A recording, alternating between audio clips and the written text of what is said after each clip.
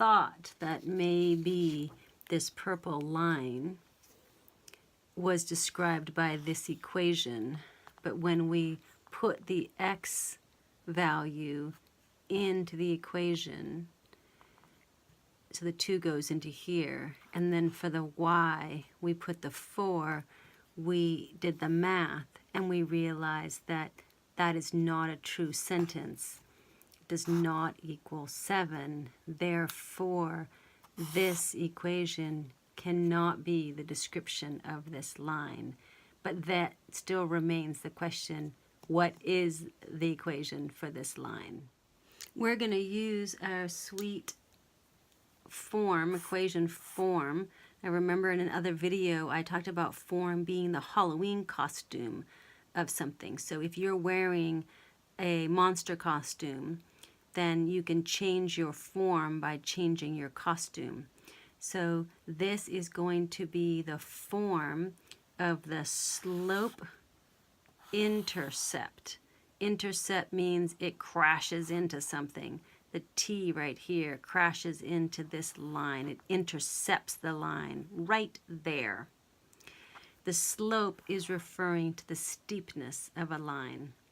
So if this was a mountain, that has a really big steep slope.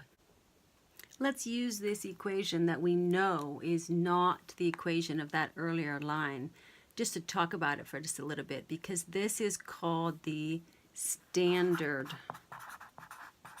form. So it's a costume, and this is in its standard form, and the standard form is when the x's and the y's are on one side of the equal sign and the constants are on another side of the equal sign. This is the Halloween costume. But we're going to change and get ready for Halloween and wear our slope intercept form costume. And the definition of that is simply get the y by itself and move everything else over. So let's get rid of the 2x. Well, even though you can't see it, there is a plus there because it was in the positive form. So to get rid of the whole 2x, if that was an x-ray, 2 x-rays, to get rid of the x-rays you would say minus 2 x-rays.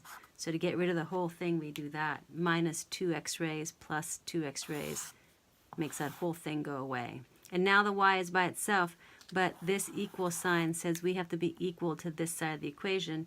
So if I'm going to subtract 2x here, I need to subtract 2x there. Now, I'm going to rewrite this. This is gone, so now I can write the y, which is what I wanted, the equal sign. And if it's okay with you, I'm going to move this cluster in front of the 7. So it says minus 2x plus 7. So this is the Halloween costume. You got to put on the costume properly. And the rules are that you put the variables first before you put the constants as you read from left to right. When you have it in this form, that number in front of the x, whatever that number is, negative or positive, that is, we refer that as the slope. And the letter we use to indicate that is the letter M with a little fancy doodad on there. And I remember that because that looks like a mountain. And the slope is how steep the mountain is, going up the mountain, down the mountain, up the mountain, down the mountain. And then the number that's dangling off the end of the sentence there, that is referred to as the intercept. Technically, it's the y-intercept. It's the point at which the line whacks the y-axis. And we use the letter B to represent that. And I think of that as a volleyball. Well, we just said that that equation that I wrote before was not the description of this purple line. But it is now in the slope intercept form, and when it's in this form, this is called the intercept. And if this was a volleyball net and the ball was going to go back and forth, when the ball bangs into the y-intercept, the y letter has a long line, and that's the one that goes up and down.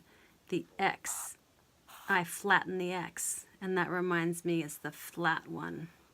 So when the volleyball goes back and forth and it whacks the net, that is the y-intercept. That's where the ball hits the y-axis. And these equations are written in general form as y equals m is for the mountain, the slope, mx, plus b. And I think of that volleyball. This is the y-intercept. So here it tells me that this number is the y-intercept. So that means it's going to hit at 7. So let's go up to 7. 1, 2, 3, 4, 5, 6, 7. That's where this line is going to hit. But is that line going to go up like this, like this, like this, like this? I don't know where the line is. I know it's going to hit right here, though. Well, when I look over at the m, the slope, I see that it's negative. Now, in English, we read from left to right, and that's how we do a lot of things in math. So if I'm going to walk along the line here and I hit a line, I'm going to go up. I'm walking up the mountain. Lines that go in this direction are called positive. If I'm walking along and my line goes down, so my line's this way, then that's negative. So right away when I see this, I know it's negative. So I know that it's going to intersect the y-axis right here. I know it's not going to be a line that's going in the positive direction. That's positive, that's positive, that's positive, that's a 0. Undefined. This is negative. So it's going to look something like along here, this negative area. But how do I pin the other side of the line? I need one more point that I can reference. And what we can do is pick any point, because this line is going to continue going in all directions. So at some point there will be a y when x is 1,000 way over there. There's also going to be a y when x is 0. Well, we know what that is because that's the y-intercept when x is 0. So what is y going to be when, let's pick an easy number, when y and when x is 1? If I go over or hop over right here on the x just once, where is that y going to be? Well, we know it's going to be less than 7 because it's supposed to be a negative slope. How do we find out? Let's just stick in the letter 1 for x. If we do that, we'll have y by itself. So let's do that right now. Y equals minus 2 times 1, for that x is going to be 1 minus 2 times 1 plus 7. Y equals minus 2. Minus 2 times 1 is minus 2 plus the 7. And y equals 5. Yes, 5 is less than 7. So I'm going to go 1, 2, 3, 4, 5. And that's my other one. So that is how I'm going to find that line where those two x's come together. So this is actually the line as described by that equation that I made up the other day. So how do we find out what this one is? What is this line? Well, if we had it on a piece of graph paper and I could count up to here and tell you exactly, then we could call that the y-intercept. Let's do that and just see if we can figure it out. So 1, 2, 3.5. Let's call this 3.5. So right away, I can use y equals mx plus b. Now, actually, I think of this as the BMX bicycle, BMX bicycle that goes up and down the mountain. Y equals mx plus b. So I don't know what the y is right now. I don't know what the m is right now. I don't know what the x is right now. But the b I just said was 3.5. So I'm going to say plus 3.5. Now, if there's one thing you don't know in a sentence, then you need one sentence to figure it out in math. But here we don't know 3 things. 1, 2, 3 things we don't know.